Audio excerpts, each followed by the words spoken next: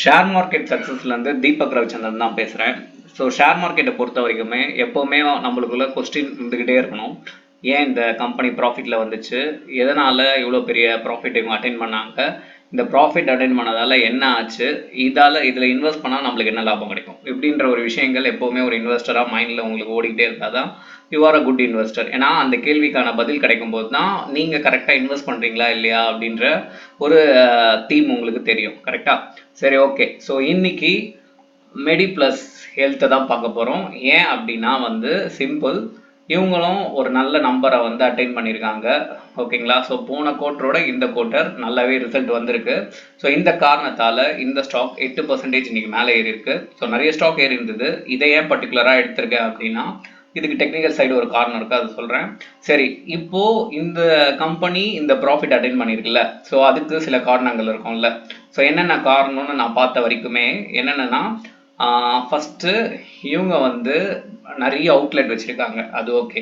So எப்போவுமே இவங்க என்ன பண்ணுறாங்க அப்படின்னா, நிறைய அவுட்லெட் பண்ணணும்னு நினச்சி நிறைய சொதப்பியிருக்காங்க. இந்த தடவை என்ன பண்ணாங்கன்னா, அதே அவுட்லெட் இவங்க நிறைய எலாபரேட் பண்ணல.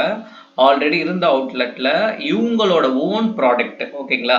ஸோ நடுவில் மிடில் மேன் இல்லாமல் இவங்களோட ஓன் ப்ராடக்ட்ஸை விற்றுருக்காங்க. ஸோ அதால் அவங்களுக்கு ஒரு ப்ராஃபிட் கிடச்சிருக்கு. அது மட்டும் இல்லாமல் ஸோ வரவங்களுக்கு பிளட் டெஸ்ட்டு இந்த மாதிரி பேசிக் டெஸ்ட் பண்ணி அதுலேருந்து சில ப்ராஃபிட்ஸை இவங்க எடுத்திருக்காங்க. சரிங்களா? ஸோ பேசிக் டெஸ்ட் பண்ணுறதால இவங்க சஜஸ்ட் பண்ணுற டாக்டர்கிட்ட போய் மருந்து வாங்குறதாலையோ ஸோ இந்த மாதிரி சில டவுன்ஸில் அது நடந்திருக்கு. சரிங்களா? ஸோ இந்த காரணத்தால் இவங்க ப்ராஃபிட் அட்டைன் பண்ணியிருக்காங்க. இவங்க இப்போ ஆன்லைன் ஆஃப்லைன் 2 ஸ்டோரியும் வச்சுருக்காங்க. ஸோ அதாலேயும் ப்ராஃபிட் எல்லா குவார்ட்டரோட இந்த குவார்ட்டர் நல்லாவே அட்டைன் ஆயிருக்குன்னு நினைக்கிறேன். நான் ரிவ்யூ பண்ண வரைக்கும் இதுதான் இருந்தது. உங்களுக்கும் எதனா பாயிண்ட்ஸ் தெரியும்னா நீங்கள் கமெண்டில் சொல்லலாம். சரியா? சரி, இப்போ டெக்னிக்கல் அனலைஸ்.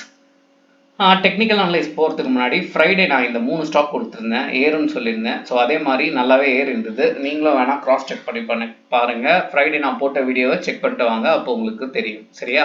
சரி, ஓகே. இப்போது மெடி ப்ளஸ் எஸ்.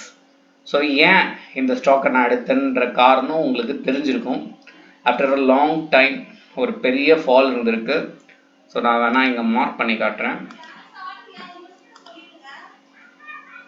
சரி, ஓகே. ஸோ இங்கே பார்த்தீங்கன்னா 30% அப்படின்றது மைனஸ் ஆயிருக்கு. ஓகேங்களா? ஸோ 30% டோட்டலாக இந்த ஸ்டாக் ஒரு டவுனில் இருந்திருக்கு. ஓகே? ஸோ விச் மீன்ஸ் 20% கிட்ட. ஓகே? சரி, ஆஃப்டர் ரொம்ப நாள் கழிச்சு 8 மில்லியன் பீப்புள்ஸ் ஆஃப் இன்வெஸ்டர் இதை ட்ரேட் பண்ணியிருக்காங்க இங்கே. ஓகேங்களா? ஸோ அதுக்கு ஒரே காரணம் நல்ல ரிசல்ட் இருக்குன்ற காரணம் தான், இன்னும் பாட்டம் லைனில் இருக்க காரணத்தால் தான். ஆக்சுவலாக ஹெவியாக நல்லா போயிருக்கு, அதுக்கப்புறம் பார்த்தீங்கன்னா இறங்கியிருக்கு. ஓகேங்களா? ஸோ 8%. ஸோ கடைசியாக மார்க்கெட் முடியும் போது 7.5% முடிஞ்சிருக்கு. ஓகேங்களா? ஸோ இட் மே 12% மேலே கூட போயிருக்கலாம். சரியா? சரி, ஓகே. இப்போ எனக்கு தெரிஞ்சு இந்த ஸ்டாக்